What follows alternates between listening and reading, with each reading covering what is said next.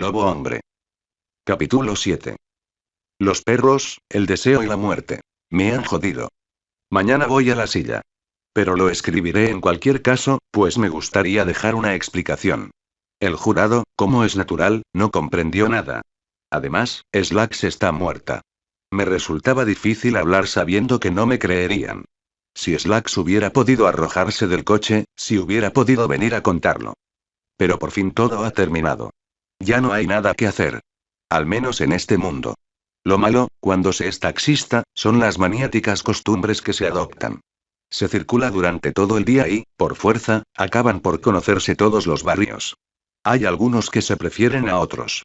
Conozco tipos, por ejemplo, que se dejarían hacer picadillo antes de llevar a un cliente a Brooklyn. Yo los llevo de buen grado. Los llevaba, quiero decir, porque ya no podré volver a hacerlo. Sí, es cuestión de costumbre. Como esa que me dio de pasar casi todas las noches, hacia la 1, por el Tre Deuces. Cierta vez llevé a ese sitio a un cliente borracho perdido. Se empeñó en que entrara con él. Cuando salí, conocía de sobra el género de chicas que en aquel antro podían encontrarse. El resto vino rodado, como podrán comprobar por ustedes mismos. Todas las noches, entre la 1:05 y la 1:05, pasaba por el lugar. Ella salía más o menos a esa hora. En el Deuces actuaban cantantes con mucha frecuencia, y yo sabía quién era ella. La llamaban Slacks porque llevaba pantalones más a menudo que cualquier otro tipo de indumentaria 16. Después los periódicos dijeron también que era lesbiana. Casi siempre salía acompañada por los dos mismos fulanos, su pianista y su contrabajo, y se metían los tres en el coche del primero. Hacían un pase por otro antro, como diversión, y regresaban más tarde al Cuces para acabar la noche. Esto lo supe más tarde. Nunca permanecía demasiado tiempo allí. No podía conservar libre mi taxi durante todo el rato ni tenerlo estacionado demasiado tiempo. Siempre había más clientes en aquel lugar que en ningún otro sitio del recorrido habitual. Pero, en la noche de la que hablo, tuvieron una agarrada entre los tres que resultó cosa seria. Ella le atizó al pianista un soberano puñetazo en el rostro. Tenía la mano singularmente pesada la maldita. Lo tiró al suelo con tanta facilidad como lo hubiese hecho un poli. Desde luego, él iba bastante bebido, pero aunque hubiera estado sobrio creo que se habría caído. Solo que, borracho como una cuba, quedó tendido en la acera, mientras que el otro intentaba reanimarle arreándole bofetadas tales como para arrancarle la cocotera. No pude ver el final porque la chica optó por largarse. Abrió la portezuela del taxi y se sentó a mi lado, en el traspontín. Después encendió un mechero, y se puso a contemplarme colocándomelo debajo de las narices. ¿Quiere que encienda la luz? Contestó que no, y apagó el mechero. Nos pusimos en marcha. Un poco más lejos, después de haber girado en York Avenue, le pregunté la dirección, pues me di cuenta de que todavía no me había dicho nada. Todo recto. A mí me daba lo mismo, claro está. El contador estaba funcionando. Así que continué recto. A esa hora sigue habiendo gente en los barrios de Las Botes, pero en cuanto se deja el centro, se acabó, las calles están desiertas. Nadie lo cree, pero pasada la 1, es peor que los suburbios. Algunos coches solamente, y un tipo de vez en cuando. Después de la idea de sentarse a mi lado, no cabía esperar gran cosa de la normalidad de la chica. La veía de perfil.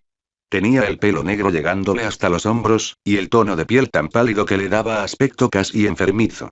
Los labios pintados de un rojo casi negro, daban a su boca la apariencia de una oscura madriguera. El coche seguía su camino. Por fin se decidió a hablar. Déjeme conducir. Paré el automóvil. Estaba decidido a no llevarle la contraria.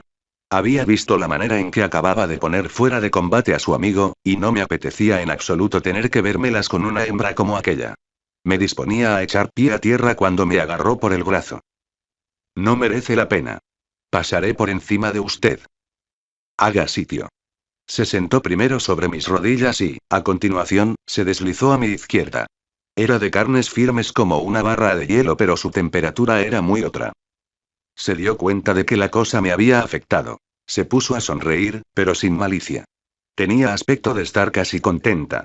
Cuando arrancó, pensé que la caja de velocidades de mi viejo cacharro iba a explotar. Nos hundimos como 20 centímetros en los respectivos asientos, tan brutal fue su manera de poner el coche en marcha. Nos acercábamos a la parte del Bronx después de haber atravesado a Glen River, y seguía pisando el acelerador como una loca. Cuando me movilizaron tuve ocasión de ver conducir en Francia a determinados fulanos. Desde luego sabían darle marcha a un automóvil, pero, aún así, no lo castigaban ni la cuarta parte que aquella furia con pantalones. Los franceses se limitan a ser peligrosos. Ella era un cataclismo. Sin embargo, yo seguía sin decir nada. Oh, el asunto les hace sonreír. Seguramente piensan que con mi estatura y mis músculos habría podido poner en su sitio a la damisela. Pero no, tampoco ustedes lo hubieran intentado después de ver la boca de aquella chica y el aspecto de su cara al volante del coche. Pálida como un cadáver, y aquel agujero negro. La miraba de reojo sin decir ni pío y procuraba estar atento al mismo tiempo.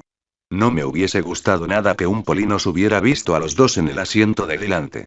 Como ya he dicho, tampoco podrían ustedes creer la poca gente que se ve a partir de determinada hora en una ciudad como Nueva York. La chica daba una vuelta tras otra metiéndose por no importa qué calle. Circulábamos manzanas enteras sin encontrar ni un gato y, de vez en cuando, distinguíamos a uno o dos individuos. Un mendigo, en ocasiones una mujer y personas que regresaban de su trabajo. Hay tiendas que no cierran antes de la 1 o las 2 de la madrugada y otras que incluso permanecen abiertas toda la noche. Cada vez que veía a un fulano sobre la acera de la derecha, la chica daba un volantazo y procuraba pasar rozando el bordillo, lo más cerca posible del individuo en cuestión. Antes de llegar a su altura frenaba un poco. Después, daba un acelerón justo en el momento de pasar a su lado. Yo continuaba sin decir ni mus, pero a la cuarta vez que lo hizo, le pregunté, ¿para qué hace usted eso? Supongo que me divierte, contestó. No respondí nada. Ella me miró. Como no me gustaba que separase los ojos de la calzada mientras conducía, la mano se me fue automáticamente a sujetar el volante. Entonces, como el que no quiere la cosa, me la golpeó con su puño derecho. Pegaba como un caballo. Se me escapó una maldición, y ella volvió a sonreír. Resultan tan ridículos cuando saltan en el aire al oír el ruido del motor. Sin duda alguna, tenía que haber visto al perro que en aquel momento cruzaba la calle. Me dispuse a agarrarme a algún sitio para prevenir las consecuencias del frenazo. Pero, lejos de aminorar la marcha, aceleró a fondo. Pude sentir el choque y oír el ruido sordo proveniente de la parte delantera del automóvil. ¡Cuernos!, exclamé, está empezando a pasarse. ¿Un perrazo como ese ha debido abollarme la cafetera? Cierra el pico. Parecía estar en trance. Los ojos le parpadeaban y el cacharro comenzó a hacer ligeras eses. 2 manzanas más adelante paró junto a la acera. Intenté bajar para ver si el golpe había dejado señales en la carrocería, pero volvió a cogerme por el brazo. Respiraba resoplando como un caballo. En aquel momento, su cara. No, no puedo olvidar su cara. Ver a una mujer con esa expresión cuando es uno mismo quien la ha provocado es todo un placer, estamos de acuerdo. Pero estar a kilómetros de pensar en eso y verla así de repente. Había cesado de moverse y se limitaba a apretar cada vez con más fuerza el puño. Babeaba un poco. Tenía húmedas las comisuras de los labios. Miré hacia afuera. No sabía dónde estábamos, pero no había nadie. Su pantalón se abría con un cierre de cremallera. En el interior de un coche, por regla general, no suele quedar uno demasiado satisfecho. Pero, a pesar de eso, nunca olvidaré aquella vez. Ni siquiera mañana, cuando los muchachos me hayan afeitado ya la cabeza. Un poco después la hice volver a pasar a la derecha y cogí de nuevo el volante. Casi inmediatamente me obligó a parar el coche. Se arregló lo mejor que pudo, sin parar de jurar como un carretero, y echó pie a tierra para acomodarse en la parte de atrás. Acto seguido me dio la dirección de una sala de fiestas a la que tenía que ir a cantar. Intenté darme cuenta de dónde nos encontrábamos. Me sentía perdido, como cuando uno se levanta después de un mes de convalecencia. Pero conseguí mantenerme en pie, cuando a mi vez, bajé para echar un vistazo a la parte delantera de CL coche. No tenía nada. Apenas una mancha de sangre extendida sobre la aleta derecha por efecto de la velocidad. Podía tratarse de cualquier tipo de mancha. Lo más rápido era dar media vuelta y regresar por el mismo camino. La veía en el retrovisor. Iba fisgoneando por el cristal de la portezuela. Cuando distinguí la mancha negra de la carroña sobre la acera, volví a oírla. De nuevo respiraba con más fuerza. El perro se movía todavía un poco. Debíamos haberle quebrado los riñones, y el animal se había arrastrado hasta el bordillo. Sentí ganas de vomitar y me noté desfallecer, pero, a mi espalda, ella comenzó a reírse. Viendo que me sentía mal, se puso a injuriarme en voz baja. Me decía cosas terribles, y hubiera podido poseerla otra vez allí mismo, en mitad de la calle. No sé de qué estarán hechos ustedes, amigos, pero por mi parte, en cuanto la hube dejado en la sala de fiestas donde iba a seguir cantando, no pude quedarme fuera esperándola. Volví a ponerme en camino casi al instante. Tenía que volver a casa. Sentía necesidad de acostarme. Vivir solo no siempre resulta muy agradable, pero, carajo, felizmente estaba solo aquella noche. Ni siquiera me desnudé. Bebí algo de lo que tenía y me eché sobre el catre. Estaba muerto. Estaba verdaderamente muerto. Por lo demás, al día siguiente por la noche estaba como un clavo en el mismo sitio, y la esperaba justo delante de la puerta. Bajé la bandera y me apeé para estirar un poco las piernas. Había movimiento en aquel lugar. No podía quedarme más rato. Y, sin embargo, la esperaba. Salió a la misma hora de siempre. Puntual como un reloj, la chica aquella. Casi al instante me vio. Y, desde luego, me había reconocido. Los dos fulanos la seguían como de costumbre. Ella sonrió con su sonrisa habitual. No sé cómo decirlo. Al verla frente a mí, sentí que el suelo desaparecía bajo mis pies. Abrió la puerta del taxi, y los tres se metieron en su interior. Se me cortó la respiración. No me lo esperaba. Idiota, me dije. ¿Cómo no te has dado cuenta de que para una mujer como esta todo se queda en caprichos? Una noche tal vez le hayas apetecido, pero la siguiente no eres más que un conductor de taxi. Un desconocido. Y que lo digas. Un desconocido. Conducía como un tarugo, y a punto estuve de empotrarme en la trasera del cochazo que llevábamos delante. Echaba humo, seguro. Me sentía mal y todo. Detrás de mí, los tres lo estaban pasando bomba. Ella les contaba historias con su voz hombruna, aquella voz, carajo, que parecía salir de la garganta a contrapelo. Oírla hacía el mismo efecto que una buena curda. En cuanto llegamos, se apeó la primera. Los dos tipos ni siquiera hicieron intención de pagar. También la conocían. Desaparecieron en el interior del local, y ella se asomó a mi ventanilla para acariciarme la mejilla como si fuese un niño. Acepté su dinero. No tenía ganas de discusiones. Intenté decirle algo, pero no supe qué. Fue ella quien habló. ¿Me esperas? Dijo. ¿Dónde? Aquí. Salgo dentro de un cuarto de hora. ¿Sola? Yo no cabía en mi pellejo. Hubiera querido retirar lo dicho, pero ya no podía retirar nada. Me clavó las uñas en la mejilla. Habráse visto. Dijo. Sonreía todavía. Yo apenas si me daba cuenta de nada. Me soltó casi enseguida. Me toqué el carrillo. Sangraba. No es nada, añadió. Te habrá dejado de sangrar cuando salga. ¿Me esperas, eh? Aquí. Se metió en la Watt. Intenté verme en el retrovisor. Tenía 3 marcas en forma de media luna en mitad de la mejilla. Una cuarta, algo mayor, frente a las anteriores. Apenas si salía sangre. No me dolían. Así que esperé. Aquella noche no matamos nada. Por mi parte, tampoco obtuve recompensa. Me pareció que hacía tiempo que no hacía el asunto ese. Como no hablaban mucho, tampoco sabía demasiado sobre su vida. En cuanto a mí, vivía aletargado durante el día y, por la noche, cogía el armatoste y me iba a buscarla. Ya no se sentaba a mi lado. Hubiera sido demasiado tonto dejarnos echar el guante por eso. Cuando lo pedía, yo me bajaba y ella se ponía en mi sitio. Al menos 2 o 3 veces por semana conseguíamos dar caza a algún perro o a algún gato. Pienso que empezó a apetecerle algo más a partir del segundo mes. La cosa comenzaba a hacerle menos efecto que las primeras veces, y creo que por entonces se le ocurrió la idea de buscar una presa más importante. El asunto me parecía natural, ¿para qué engañarles? Ella no reaccionaba ya como antaño, y a mí me apetecía que volviera a hacerlo. Sí, lo sé. Dirán que soy un monstruo, pero ustedes no conocieron a aquella chica. Matar un perro o matar a un niño. Me hubiese dado igual con tal de complacerla. Así que nos cargamos a una joven de 15 años. Estaba paseando con su amigo, un marinero. Volvían del parque de atracciones. Pero mejor será que lo cuente. Slacks mostraba implacable aquella noche. En cuanto se montó, me di cuenta de que necesitaba algo. Al instante comprendí que, aunque tuviéramos que rodar toda la noche, habría que encontrar algo. Caray, la cosa se presentaba mal. Enfilé directamente por Kensborough Bridge y, desde allí, por las autopistas de circunvalación. Nunca había visto tantos coches y tan pocos peatones. Lo normal, me dirán ustedes, en las vías rápidas. Pero aquella noche no me lo parecía. No, no estaba en lo que hacía. Rodamos kilómetros y kilómetros.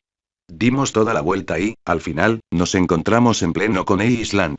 Slacks llevaba el volante desde hacía un rato. Yo iba detrás, procurando sujetarme bien en los virajes. Simplemente esperaba, como de costumbre. Dicho está que yo vivía aletargado. Y solo me despertaba cuando ella pasaba a la parte de atrás para reunirse conmigo. Cuernos. No quiero volver a pensar en ello. La cosa fue simple. Comenzaba a zigzaguear desde la 24 oeste hacia la 23, cuando les vio. Se divertían caminando él sobre la acera y ella a su lado, por la calzada, para parecer aún más pequeña. El muchacho era grandote, un mocetón. Vista de espaldas, la chica parecía muy joven. Tenía los cabellos rubios y llevaba un vestido diminuto. No había demasiada luz. Vi el movimiento de las manos de Slack sobre el volante. ¡Qué zorra! Bien sabía lo que se hacía. Cargó sobre el bordillo y enganchó a la chica a la altura de las caderas. Tuve la impresión de estar a punto de reventar. Sin embargo, reuní fuerzas para volver la cabeza. Como un amasijo de carne inerte, la joven estaba en el suelo. Su amigo gritaba y corría detrás de nosotros. Después vi salir de su esconderijo un coche verde, uno de los antiguos patrulleros de la policía. Más rápido. Grité.